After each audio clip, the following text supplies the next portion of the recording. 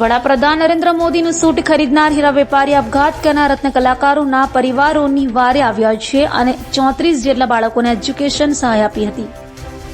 હીરા ઉદ્યોગમાં ભારે મંદી છે ત્યારે અનેક રત્ન કલાકારોએ આપઘાત કર્યા છે. ત્યારે મોદી સૂટ ખરીદનાર હીરા ઉદ્યોગકાર રત્ન કલાકાર માટે દેવદૂત બન્યા છે. લાલજી પટેલ રત્ન કલાકારોની વારે આવ્યા હતા અને 34 જેટલા રત્ન કલાકારોના સંતાનો માટે એજ્યુકેશન સહાય આપી હતી.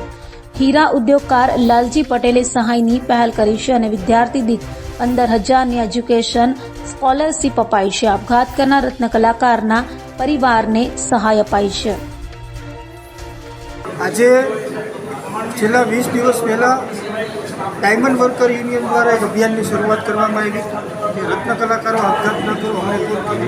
આ અભિયાન અંતર્ગત જે લોકોને શિક્ષણ ફીમાં પ્રોબ્લેમ પડતી હતી એ શિક્ષણ ફીના બાબતમાં ધર્મનંદન ડાયમંડ અને લાલજીભાઈ પટેલે અમને બાહેધરી કે જેટલું પણ વેસ્ટ થાય, જે લોકો રત્ન કલાકારો જરૂરિયાતમંદ છે અને મંદિરના મારથી ત્રસ્ત છે એ લોકોને હવે ધર્મનંદન ડાયમંડ અને લાલજીભાઈ પટેલ દ્વારા શિક્ષણ ફી ભરી આપવામાં આવશે.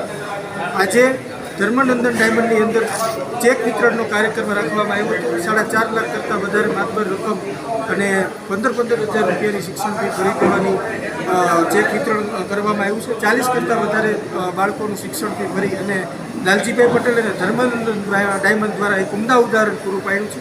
આનાથી ઇન્ડસ્ટ્રીયાલિસ્ટે નોંધ લેવી જોઈએ કે જો ધર્મનંદન ડાયમંડ પરિવાર આગળ આવતું હોય તો તમામ લોકોએ રત્ન કલાકારોની મદદ કરવા આગળ આવવું જોઈએ. સરકારને પણ નોંધ લેવી જોઈએ કે બાળકોની શિક્ષણ ફી જો માલિકો ભરતા હોય તો સરકારને પણ કંઈક હવે મદદ કરવી જોઈએ, કારણ કે મંદીનો માર અત્યારે સહન કરી શકે એમ પરિસ્થિતિમાં રત્ન કલાકારો